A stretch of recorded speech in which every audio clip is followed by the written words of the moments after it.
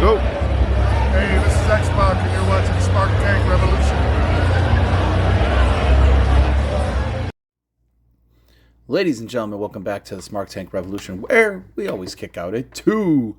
I am your solo host today, Joey, back from some business. On Saturday, I was lucky enough to be afforded through a very close family member and some good friends of his to be able to go to AEW Full Gear in Newark, New Jersey at the Prudential Center. And I haven't been to a pay-per-view in over 20 years, so this was quite exciting for me. We got there in the midst of 0 hour because traffic was just absolutely atrocious. If you've ever been through New Jersey, you would know what I'm talking about. But we got there, and lo and behold, we got to our seats, which were phenomenal. We had basically ringside seats. We had second row, diagonal, right from the ring steps, essentially. And it was incredible. Just a really great viewpoint, very close to the ramp. Never had this seat vantage point before, so it was really neat. But before we even got to really fully sit down and immerse ourselves and take it all in, I do want to say this. When the show started, the show was basically sold out. I know there's a lot of scuttlebutt going around about, how AEW uses camera angles and weird ways of, making their shows look more full, more robust. That was not the case. This was completely sold out. There were people up near the rafters. And I got to tell you, the part of the drawing point was that they had AJ Boom, Big AJ Boom, and Big Justice and The Rizzler was there. And they're all social media personalities. I was there as a guest of my cousin, who is also a major social media personality, real life Peter Griffin, Stevie Oaks 401. And I didn't get it. There was a lot of scoffing on my end. I'm sure there was a lot of scoffing on a lot of wrestling fans' ends, if we're going to be very honest. Didn't find why the social media presence is really required or needed in our product and in our wrestling. I know we sometimes clutch our pearls a little too tight because, damn it, it's ours, and we want that wrestling, and we want it the way we want it, and we don't want anyone else to have it in a different way. Well, I gotta say, I've been to multiple AEW shows, and they have not been full, and they've been full of a good roster with some top tier names, and they still weren't full. This was full. Now, I don't think it's any coincidence, and I don't think it's any accident that this was full. AJ's home is New Jersey. I think he's from Florida now, but he grew up in New Jersey, so it's his home base. They definitely booked the house. They definitely, I got to give them credit, as much as they're not my cup of tea. And we did have the chance, before I go any further, first tangent, we were able to go backstage, something that I did not foresee, and I thought it was a bit of a dream. It was pretty wild. We got to go backstage, and when we went backstage, there was many, many names. Some I won't say because some I don't think I can. But then there was other people, ran into Colt Cabana, really nice guy. But we first went to QT Marshall with his dog Buttercup, and we got to take pictures, and I got to thank him because personally, it was my cousin's connection through his connection with QT Marshall that was able to get us these tickets, and these tickets were stellar. So it was incredible to be able to thank him. He was very gracious, very nice, and I did even say to him, I'm like, my God, please beat AJ tonight. And I'm like, it doesn't belong here. He's like, hey man, he's like, they booked the house, they brought the house. And in retrospect, I got to say to QT, because they got a thunderous ovation. What you guys hear on pay-per-view probably doesn't do it anywhere near a modicum of justice. No big intent, no pun intended, not big justice, but justice. They tore the house down. The people were raucous for them. It was crazy. Like I said, not my cup of tea. More of a traditional purist. Not my tea. I didn't like it. I wasn't enamored with it, but I will say this. For kids who are so young, meaning Big Justice and the Rizzler, my God, they handled this like a pro. They handled this like an absolute freaking pro. Both of them.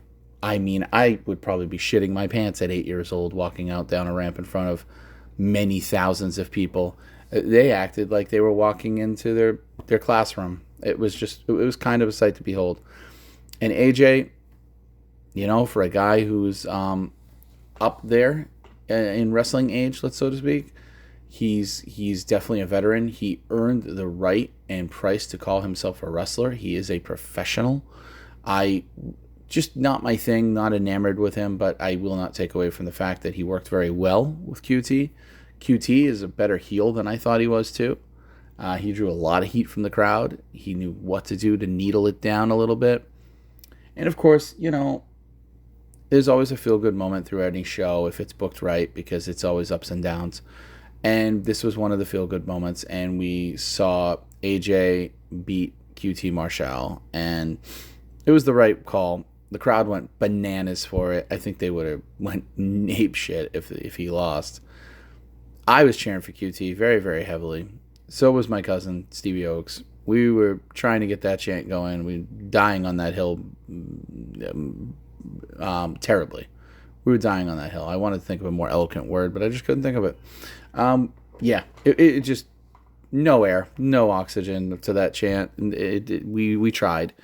QT, we tried. But it doesn't take away from the fact that they did a great job. And that I was impressed with.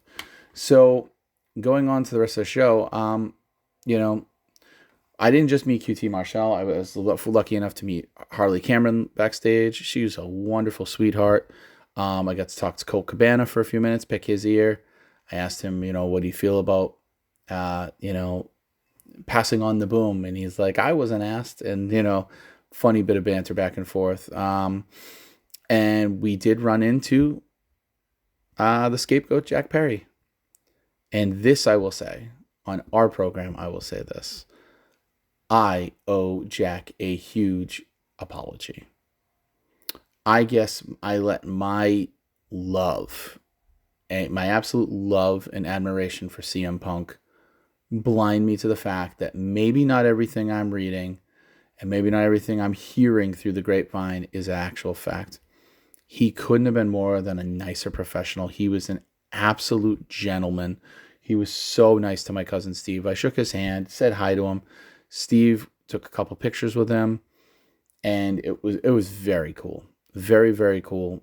I would have met him. I would have took a picture with him personally, but I didn't want to feel like a hypocrite from all the shit that I had talked about him for so long on every program, that I just didn't want to sell my principle for that, and also just, just take off of him for something that he, doesn't even know. So, Jack, if you ever get to hear this, I greatly apologize. I have no dog in the fight. I am a big CM Punk fan. He is on my Mount Rushmore of wrestling. He's the thing that keeps me engaged in wrestling. I love it very much. But, sometimes people just do not get along. And sometimes people have altercations and situations that are of none of our business. And I will stop taking some things so personally, because that is the ultimate mark situation where you're holding something against somebody you never met. So, Jack, I'll stop chanting real glass. I'll stop making the cracks. You were an absolute professional, my friend, and you did a great job. But it was nice meeting you backstage briefly. But then we got to meet, and it was something that was very near and dear to me. We got to meet Swerve Strickland himself. Man, what a great guy. So nice, so accommodating, just cool, grinning ear to ear. Got to take a picture with him, got to chat for a few moments. Very happy, made my night. I mean, there's not many times where I feel like I am a young lad again. And, oh man, being backstage with all these giants and, people I look up to and people I admire and people I'm fans of, very humbling and very gracious for the experience. It was really, really cool. I want to also say this, that AEW, I've been backstage in some locker rooms in some promotions, and I've had the ability to go backstage, and I've had the ability to witness firsthand the work environment. Whatever people might say about AEW, I want to address the room right now. It at least seems like a very fun place to work. Everyone is in a good mood. There's no chaos.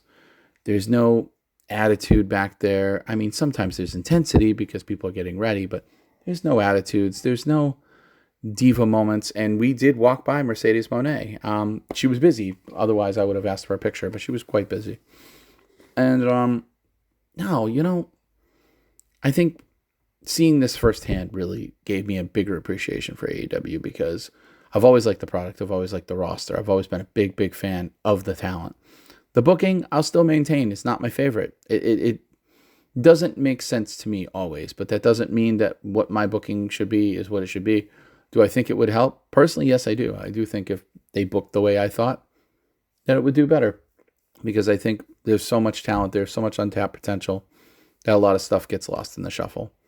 But, my God, what a professional atmosphere. Everyone is courteous and kind and, respectful of other people and just, yeah, it was a great experience.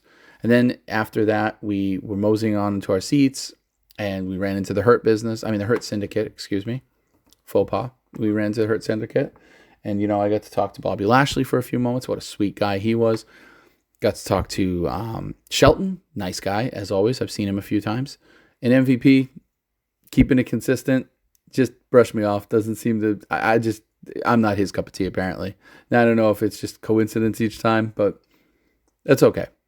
I still respect MVP a lot. I love him. I'm a big fan. He is doing major things in AEW. I think they are being showcased so well, and it makes me happy because they are extremely talented. And hope the group stays to 3. I don't want to see them grow because then you run into like NWO territory where it starts getting watered down. I just think what they've got right now, perfect little match, perfect little, stable that they're really good together. So yeah, as we're walking out, the final thing we get to see before we get out the curtain is there's Christian talking to somebody, assumedly about, the show. And man, he's got an intense look on his face too.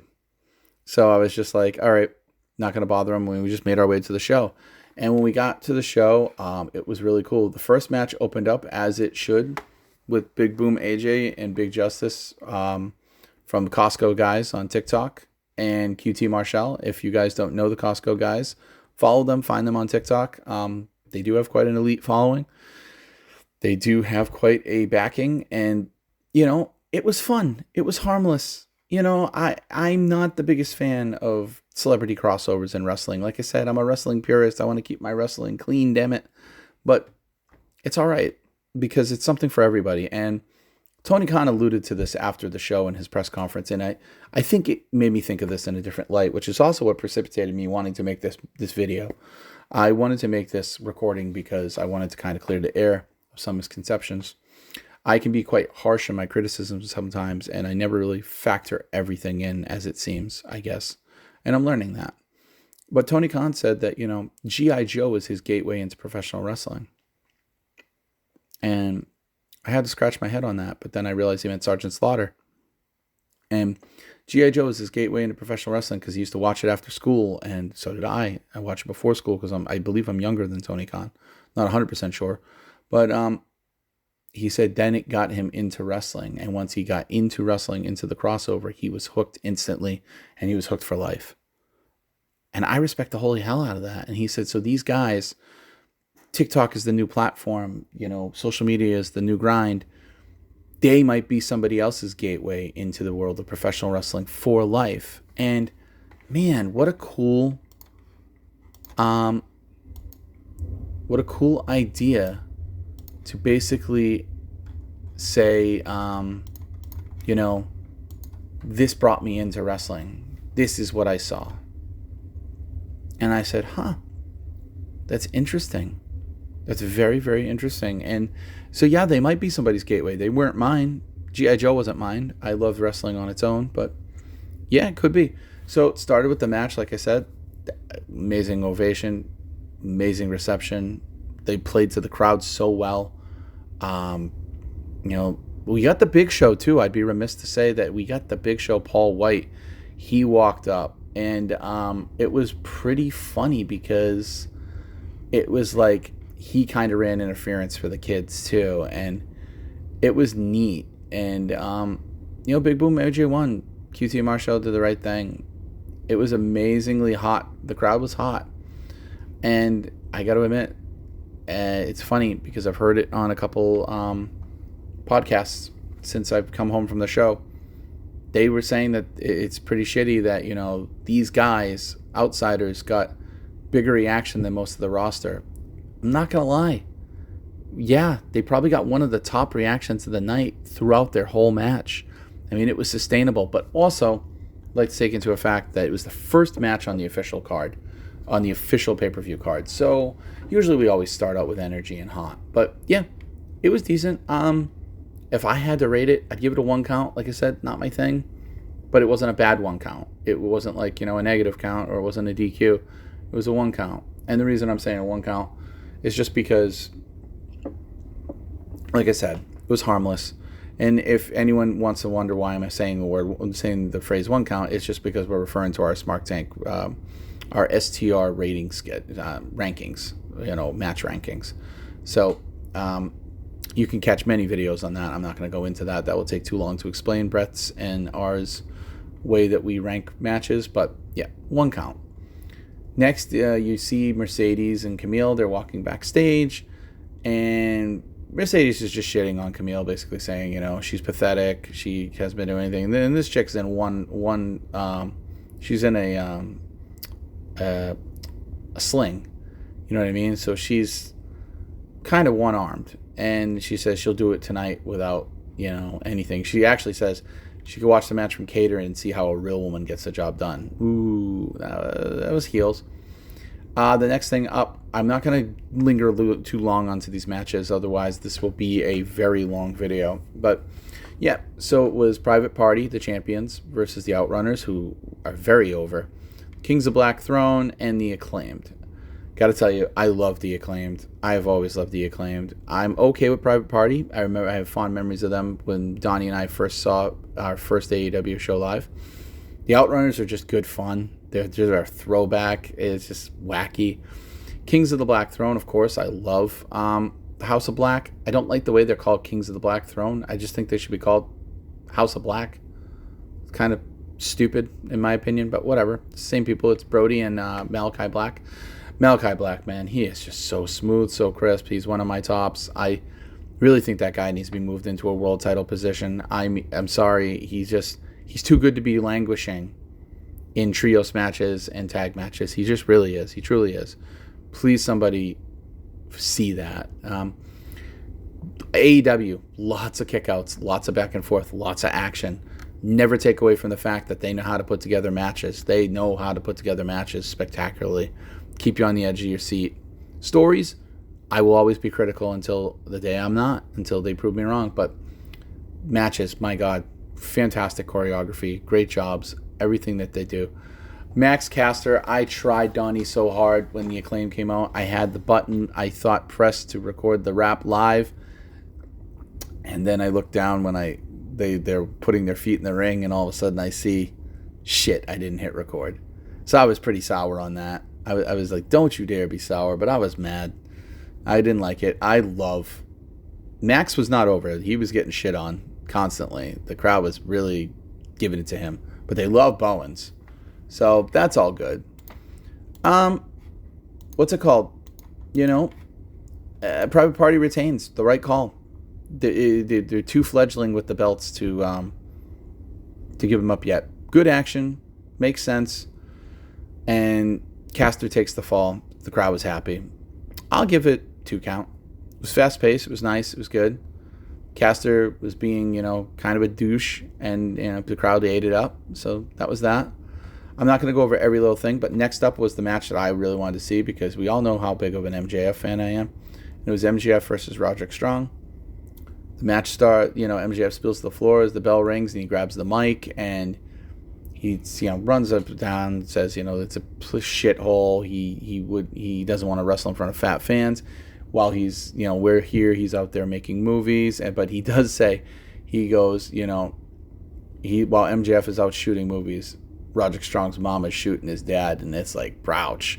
I'll say this again, man, that is a harsh promo that he cut on Dynamite a week ago, last week, leading up to this. bringing out that true life past for Roderick Strong.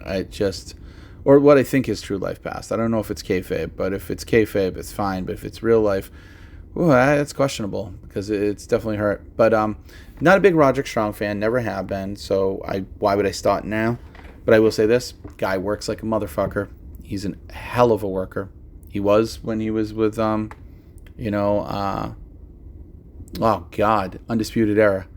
I can't remember anything right now. Like I said, I'm still kind of on weekend in my head.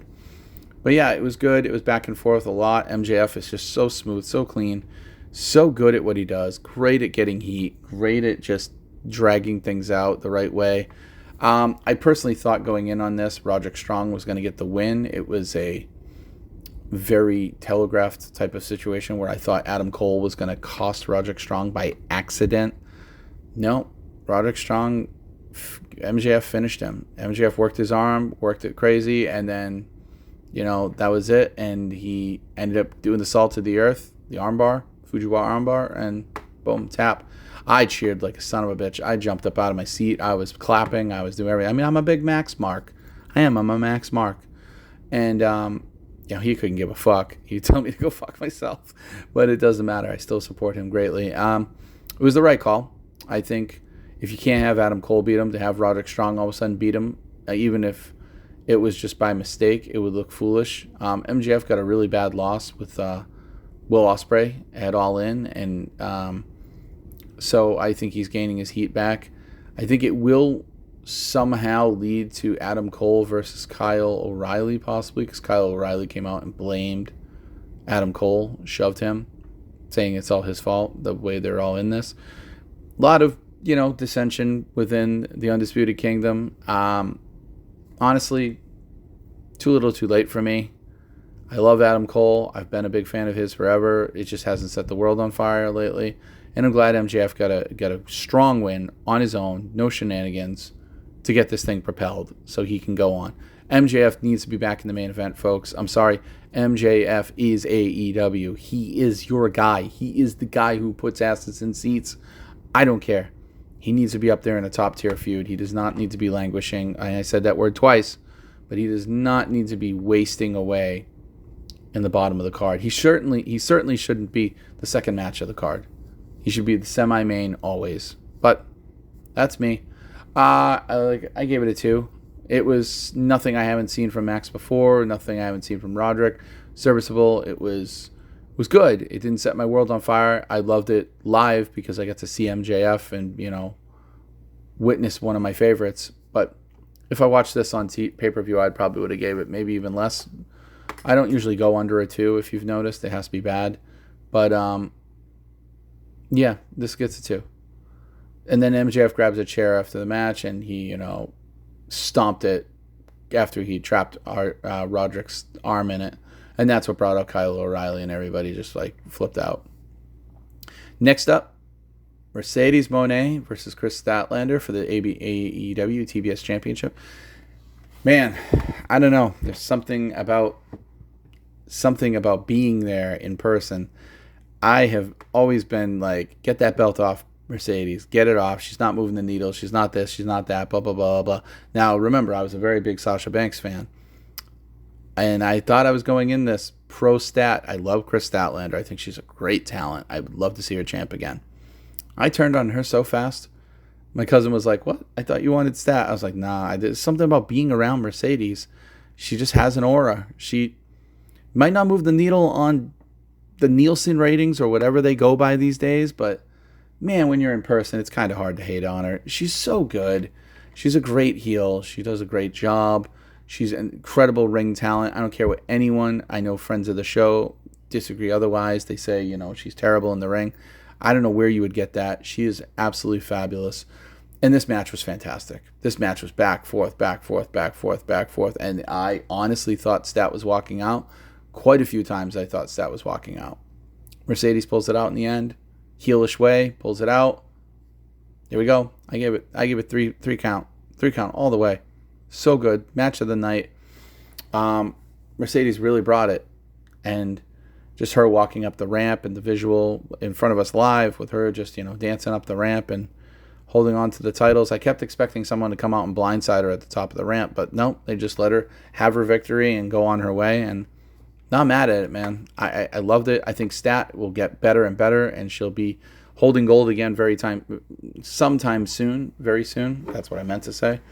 And yeah, I can't get mad. Mercedes did a great job. One of her best matches in AEW thus far, I have to say. So happy with it, glad, and want to see more. Then I'll be very dead honest. This next match, I didn't witness it live. I chose this time to go up to the concession stand, and it was Jay White versus Hangman Adam Page. We all know I'm not a big Page guy. Jay White I like, but I'm not crazy about. And Hangman Adam Page, I just not my favorite thing, but I will say I love him as a heel more than I like him as a heel more than I like him as a face. I think he's an atrocious face, but he's a really good heel. He's an old school territory heel. But I missed this. I was up on the concession stand. The lines were long, and the prices were absolutely outrageous. You pay $9 for a bottle of water. A bottle of water that you can't keep the bottle. They have to open it. It was like $28 for fries and chicken fingers. And it was, I think it was almost close to 38, something like that. It was really bad. I know people who were getting draft beers. They were $25.99 for the draft beer. Like, that's absolutely insane. I've seen Red Sox and Patriots and, Bruins. None of those come close. I mean, that is absolute gouging. I was not for that. They also made it so you couldn't use cash, and I'm an old school cash guy, and they made it so you couldn't use cash. So luckily there was somebody there with a card that was able to just hand them the cash and do this. But man, I've learned my lesson. I will bring like a month's pay when I go to an AEW event at a live pay-per-view from now on, just to be careful and cover myself. So I didn't witness this match at all. I didn't see it. I didn't hear it. Jay White won. I guess that's a good thing. The crowd was happy. Fine. I have no count on this. Can't do it. But next up was a match I was super, super excited for and very, very happy. I've never witnessed Will Ospreay live, and Will Ospreay has become one of my very top favorites in a short amount of time. He's just fantastic. I've gone back and watched a lot of his New Japan stuff. Guy is stellar. He is stellar.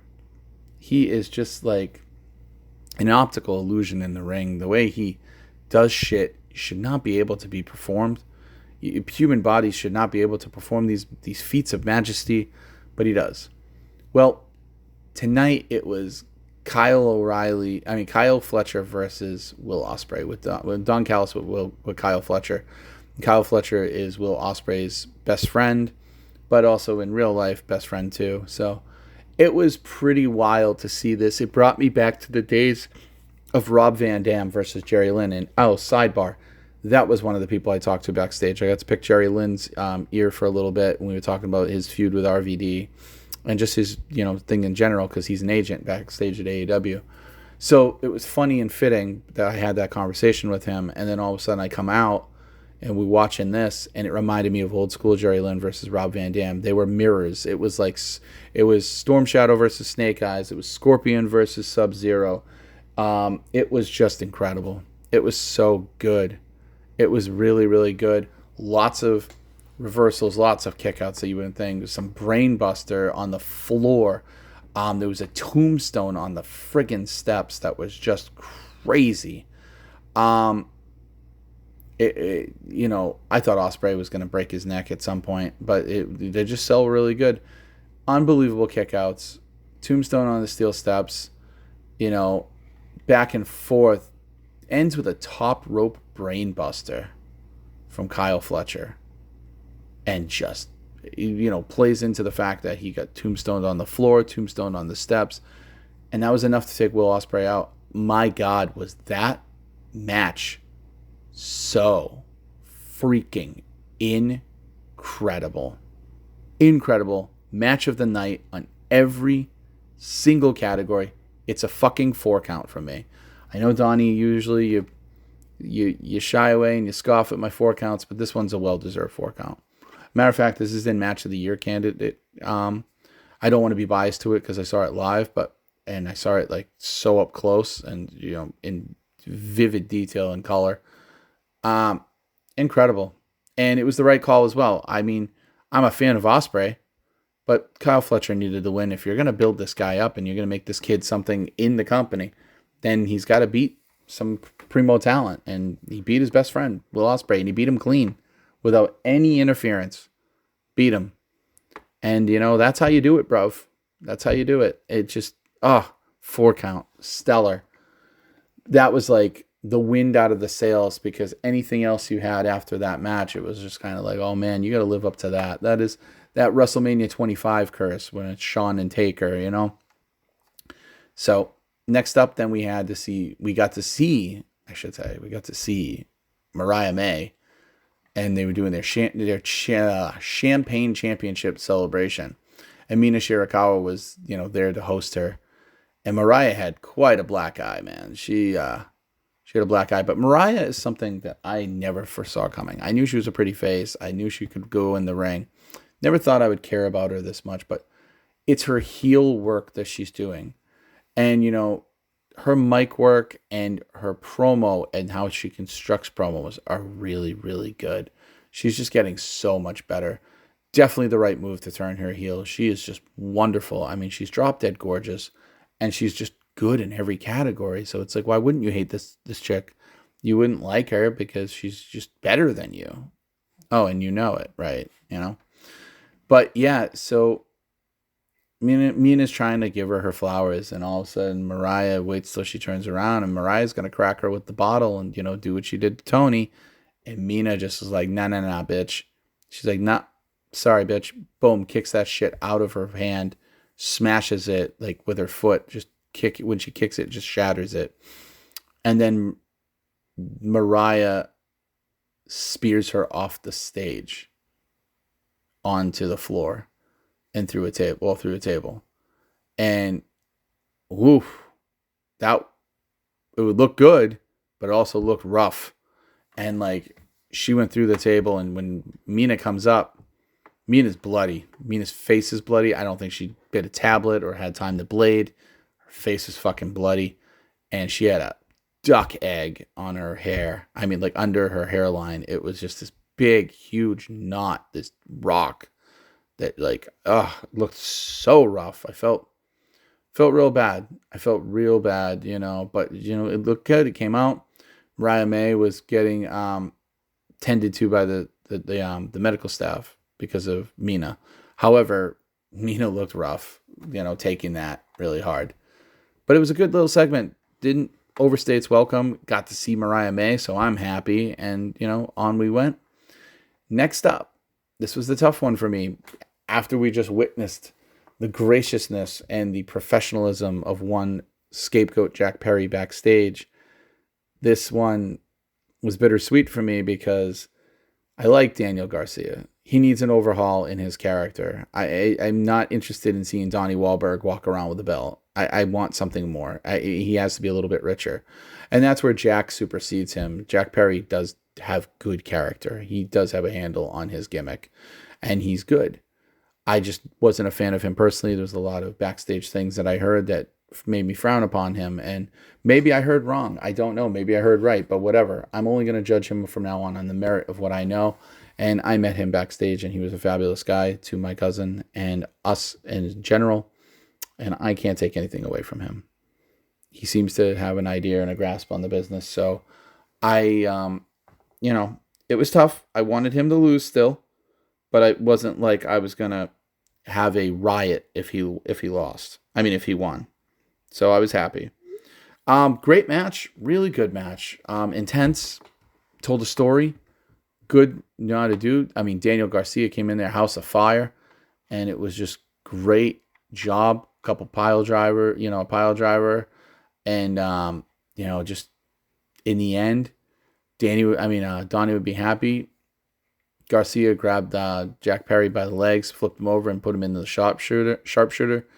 And Perry got to the rope, but he couldn't really quite get a hold. And then Daniel Garcia just wrenched back on that sucker and leaned back, and was quite shocked when it happened. That winner and new AEW TNT champion, Daniel Garcia.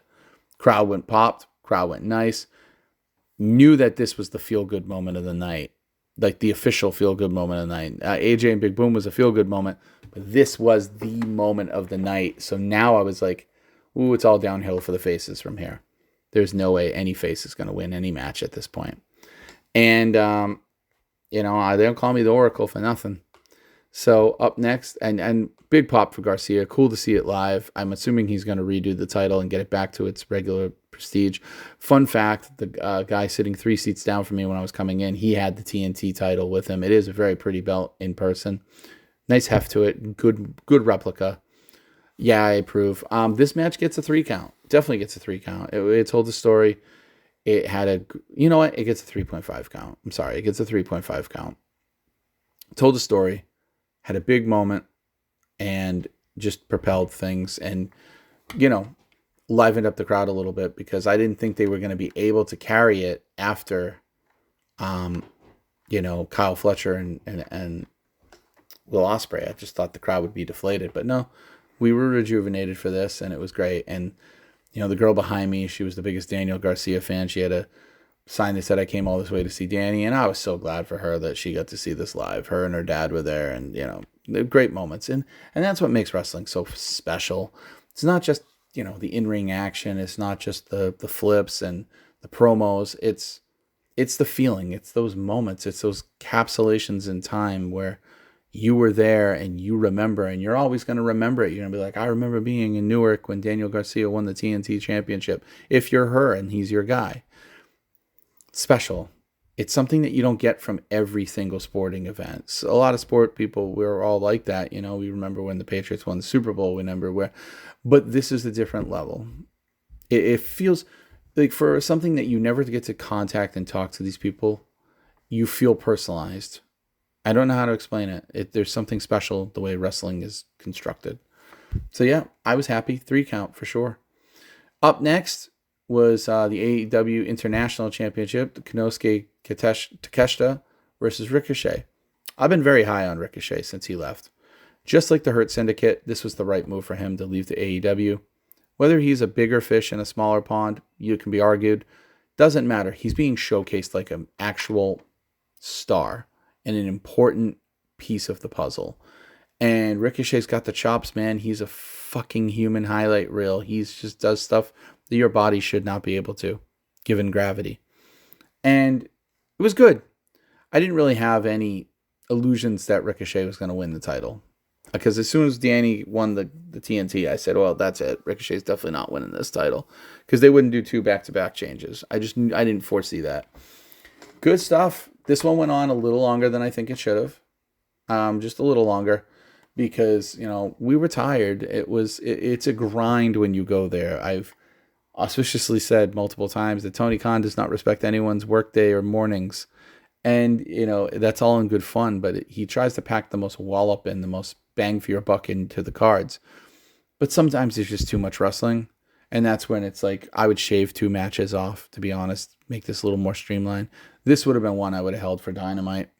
I don't think Ricochet was needed. I mean, glad he got a pay-per-view payday, but it didn't set the world on fire. It was good, though. I have to give it a 2 count. I'm sorry. I'll give it a 2.5 count because it was good. It really was. Up next was a match that I was super stoked. And I had just met the man Actually, I met both of these gentlemen backstage. Swerve versus Bobby Lashley. And, man, Swerve had some fucking pyro, dude. Like, he had a good entrance. He had pyro. I should say that Nana marked out hard for my cousin Stevie Oaks backstage. Like, hard. He marked out big time, which was really cool. This was a great match. I wasn't quite sure how they would go because Swerve is, to me, a top guy. Swerve needs to be in the main event. He should be in the main event picture. I don't want him, being relegated to the mid-card. I think he's far too superior for that. I don't want another Kofi Kingston where this guy had an unbelievable world title run. I was very impressed. I loved it. I don't want to see him, sitting in the mid-card. He's far better than that. But you just brought over Bobby Lashley.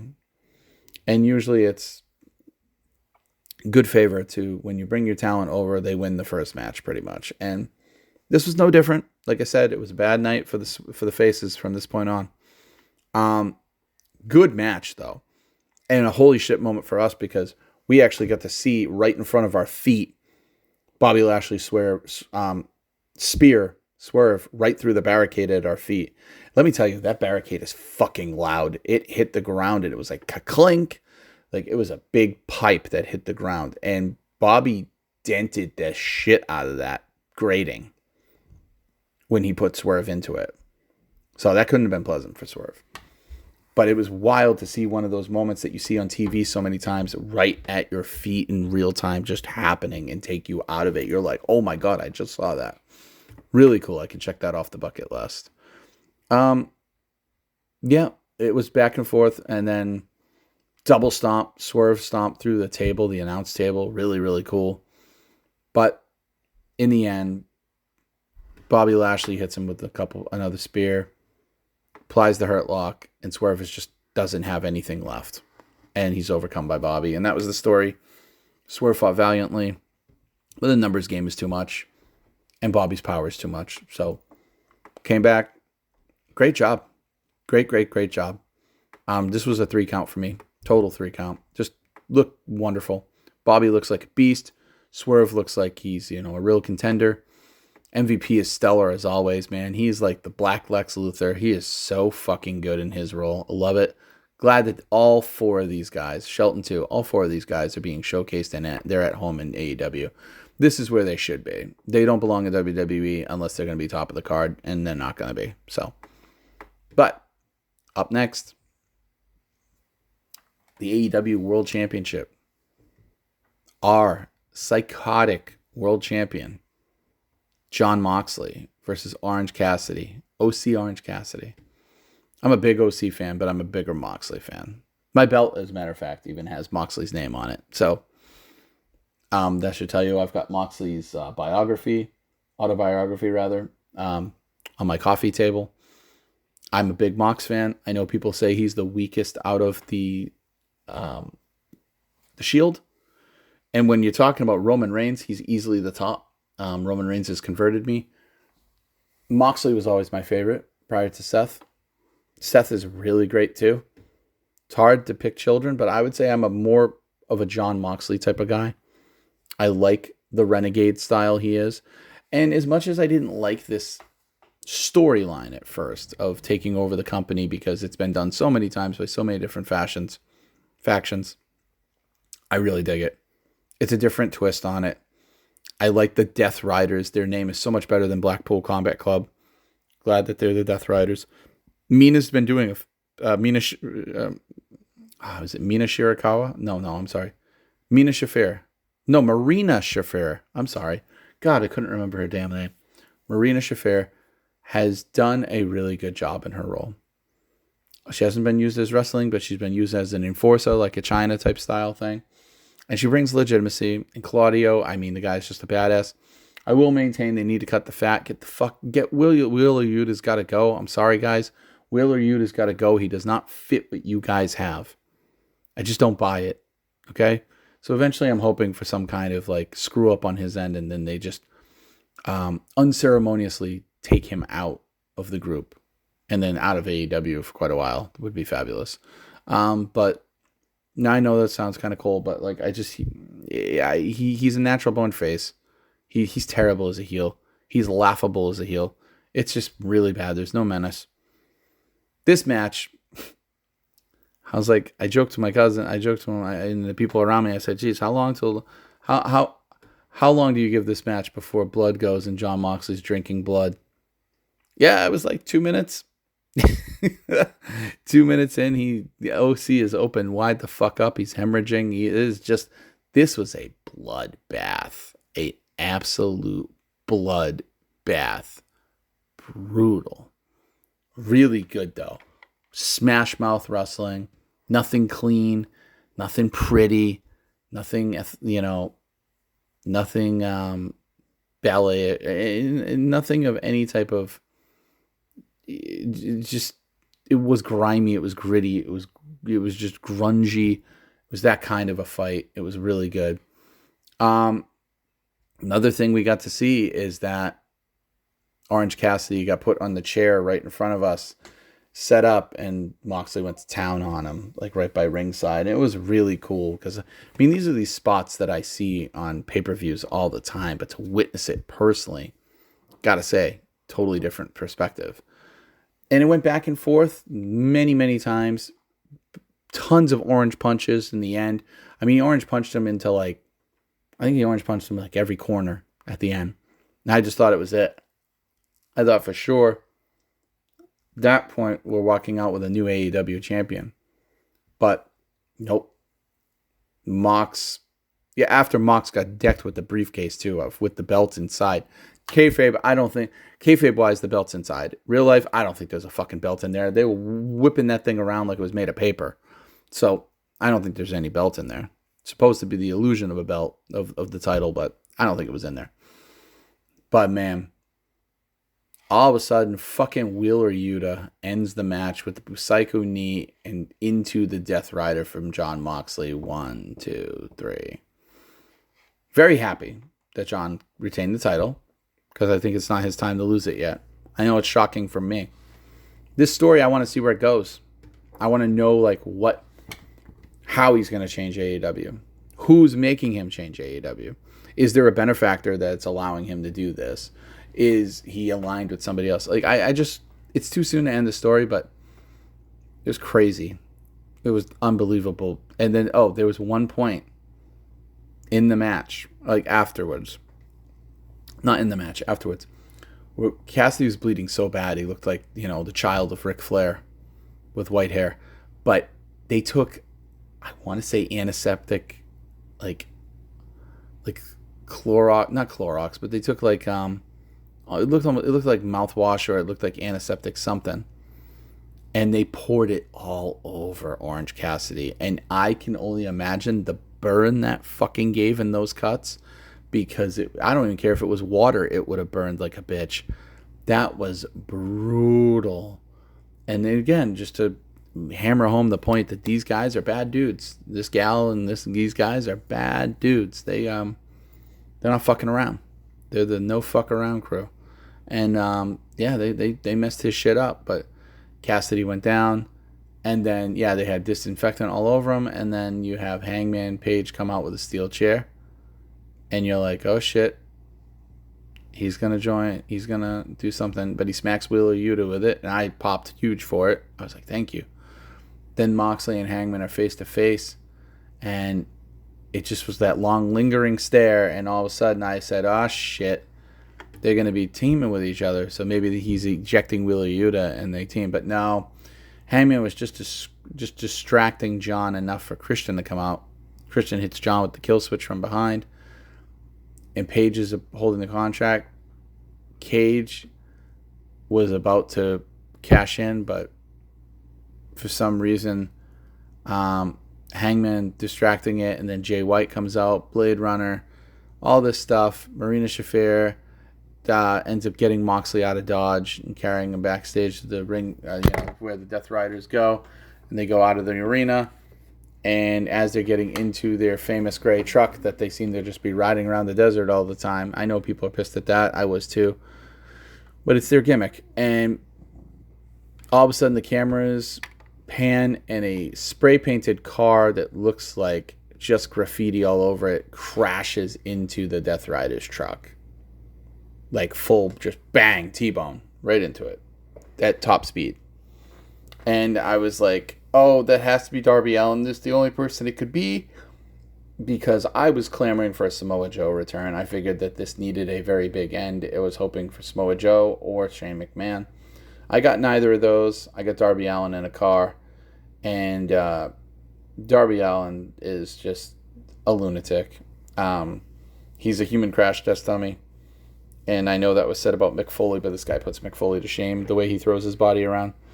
And if this is the next feud, the next pay-per-view, Moxley versus Darby, I'm not thrilled for it. It doesn't set my world on fire. Like, Moxley versus Cassidy is a much better